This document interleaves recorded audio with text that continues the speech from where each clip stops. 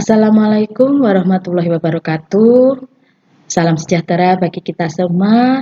Untuk materi hari ini yang akan saya berikan adalah tentang kebutuhan fisik ibu hamil trimester 1, 2, dan 3. Yang pertama adalah eliminasi. Di sini eliminasi adalah BAB. Pada ibu hamil dengan obstipasi, karena ibu kurang gerak, di sini gerak badan yang berkurang, sehingga berkurangnya peristaltik usus karena pengaruh hormon dan rektum yang tertekan oleh kepala janin. Pada bumil yang mengalami obstipasi, selain rahim yang membesar, panggulnya terisi oleh usus yang penuh dengan feses. Hal ini menimbulkan bendungan dalam panggul yang dapat menyebabkan hemoroid. Untuk mengatasi obstipasi, bumil harus banyak minum, banyak gerak atau gerak yang cukup sesuai dengan keadaan, banyak mengkonsumsi makanan berserat, serta seperti susu, sayur, buah, itu bagus untuk eliminasi BAB pada ibu hamil. Selanjutnya adalah perawatan payudara. Nah, perawatan payudara di sini penting sekali pada kehamilan karena untuk persiapan laktasi nanti pada ibu sudah melahirkan. Nah, sebagian besar wanita apabila ingin menyusui tidak melakukan persiapan payudara terlebih dahulu. Ini terjadi karena penyuluhan dan nasihat yang diberikan masa antenatal tentang payudara itu biasanya belum diberikan sehingga banyak ibu yang tidak tahu bahwa persiapan ini perlu disiapkan mulai dari awal. Dan saat kita memberikan penyuluhan, kita harus berikan dengan bahasa yang sederhana dan mendorong ibu hamil untuk mau nanti waktu melahirkan, setelah melahirkan, dapat atau mau untuk memberikan ASI pada bayinya. Nah, tujuan perawatan payudara selama kehamilan adalah untuk memelihara kebersihan payudara, melenturkan puting susu, dan untuk mengeluarkan puting susu yang datar atau masuk ke dalam. Sehingga pada kehamilan yang sebelumnya payudaranya tenggelam, bisa dilakukan perawatan payudara sebelumnya sehingga pada saat menyusui nanti payudara sudah siap. Tujuan di sini adalah untuk memelihara kebersihan payudara ya ibu-ibu untuk perawatan payudara selama ibu hamil. Jadi nanti persiapannya sama untuk menyusui selanjutnya. Selanjutnya kita bahas tentang traveling, jalan-jalan. Ada pertanyaan, Bu, misalkan saya boleh enggak kalau jalan-jalan? Nah, traveling boleh enggak? Bumil harus hati-hati dalam membuat rencana perjalanan yang dimana perjalanannya jauh dan cenderung melelahkan. Yang pertama, kenakan sabuk pengaman tanpa menekan perut, lalu berikan asupan yang lebih berbeda dari biasanya karena di sini biasanya kita terlalu capek. Duduk lama dalam mobil atau dalam pesawat atau dalam kereta atau apa yang kita naiki itu dapat menyebabkan bengkak pada vena karena venanya stagnan. Bepergian dengan pesawat boleh karena tidak dapat menyebabkan hipoksia, akan tetapi biasanya ibu yang mau perjalanan di pesawat harus membawa surat keterangan sehat dari dokter. Liburan ini di sini juga dapat memberikan suasana tenang, nyaman, udara bersih, istirahat cukup sehingga ibu juga merasa happy. Selanjutnya, persiapan persalinan di sini ada 5 komponen. Komponen yang pertama yang akan kita bahas adalah membuat rencana persalinan. Ibu yang akan melahirkan itu harus tahu di mana nanti dia akan bersalin. Yang menolong siapa? Lalu bagaimana cara kita menghubungi penolong tersebut? Lalu bagaimana transportasi ke tempat persalinan? Siapa yang mendampingi saat bersalin dan berapa biaya kira-kira yang dibutuhkan saat ibu bersalin dan siapa yang akan menjaga keluarga bila ibu tidak ada. Misalkan ibu melahirkan anak ketiga atau anak kedua. Anak pertama atau anak kedua itu siapa kira-kira yang akan jaga apabila ibu harus bersalin. Selanjutnya yang kedua, membuat rencana untuk pengambilan keputusan bila terjadi kegawat daruratan. Ini sangat penting untuk bidan dan keluarga mendiskusikan tentang hal ini. Yang pertama, siapa pembuat keputusan utama?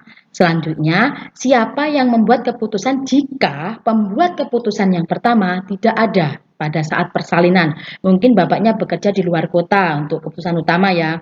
Akan tetapi pada saat persalinan yang seharusnya masih berapa minggu lagi, 2 minggu misalkan bapak masih bekerja, ternyata ibu sudah merasakan ingin melahirkan. Lah, pengganti bapak kira-kira siapa?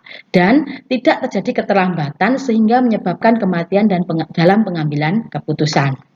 Selanjutnya, mempersiapkan sistem transportasi. Di sini sangat penting sekali jika terjadi gawat daruratan bagi ibu yang meninggal karena mengalami komplikasi yang serius selama kehamilan, persalinan, bahkan pasca persalinan, dan tidak mempunyai jangkauan transportasi yang dapat membawa ke mereka ke tingkat asuhan yang lebih tinggi.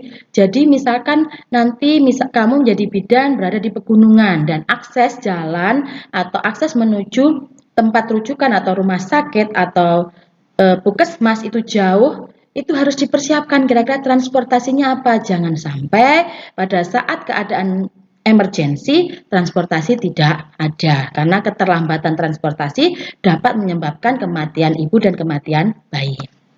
Selanjutnya, setiap keluarga harusnya mempunyai rencana transportasi untuk ibu jika mengalami komplikasi dan diperlukan rujukan. Nah, rencana ini perlu dipersiapkan lebih dini dalam kehamilan terdiri dari tadi seperti yang saya sebutkan di mana, cara kesananya bagaimana, lalu ke fasilitas kesehatan mana ibu akan dirujuk apabila nanti di bidan misalkan tidak berhasil, akan ada penyulit, lalu bagaimana cara mendapatkan dana, ini penting, dan bagaimana mendapatkan donor. Jadi ibu sekarang sebelum persalinan pada saat hamil kan sudah disuruh dulu untuk periksa darah, beliau golongan darahnya apa. Nah, di situ tahu nanti apabila terjadi sesuatu sudah disiapkan kira-kira siapa donornya. Selanjutnya membuat rencana pola menabung di sini karena biaya yang diperlukan itu tidak sedikit ya kalau bersalinnya normal. Tapi kalau bersalinnya dirujuk atau perlu SC, seksio sesaria, keluarga seharusnya dianjurkan menabung sejumlah uang sehingga dana akan tersedia untuk asuhan selama kehamilan dan jika terjadi kegawat daruratan. Banyak sekali kasus di mana ibu tidak bisa mendapatkan pelayanan karena keterbatasan dari biaya. Untuk itu, mulai dari tahu kehamilan, kita sebagai bidan harus memberikan health education untuk pasien kita untuk dari awal membuat rencana atau pola menabung.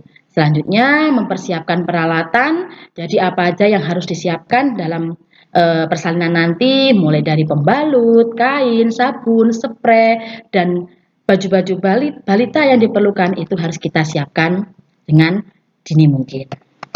Selanjutnya pemantauan kesejahteraan janin. Nah, di sini ada yang disebut dengan fetal monitoring. Kesejahteraan janin artinya janin dalam keadaan hidup, sehat, tidak sakit, selamat, dan terbebas dari ancaman. Mengawasi, menyelidiki apakah janin dalam keadaan sakit atau tidak, apakah ada keadaan yang mempengaruhinya, itu harus kita pantau. Caranya dengan pembuatan foto ronsen bayi, USG, amnioskopi. Amnioskopi itu adalah analisa air ketuban, lalu ada NST atau non-stress test, lalu oksitosin challenge test, dan gerak janin. Ini adalah salah satu beberapa upaya dalam memantau kesejahteraan janin. Dan di sini ada sonografi, dasarnya bermakna, jadi di situ ada suara yang berasal dari bahasa Latin yaitu sonus dan dari bahasa Yunani yaitu grapein. Biasanya di USG itu dapat dilakukan pada usia 18 sampai 20 minggu. Jadi ini melalui USG yang biasa sering dilakukan ibu-ibu ya. Lalu di sini memungkinkan janin dalam uterus atau in utero untuk menginformasikan kenormalan atau mendeteksi kelainan struktural tertentu. Jadi dengan USG kita dapat mendeteksi kelainan struktural. Nah, tujuannya untuk mendeteksi dini adanya faktor-faktor resiko dan kecacatan. Cara-cara pemantauan yaitu perkiraan pertumbuhan janin dari tinggi fundus uteri dan auskultasi denyut jantung janin atau yang disebut dengan D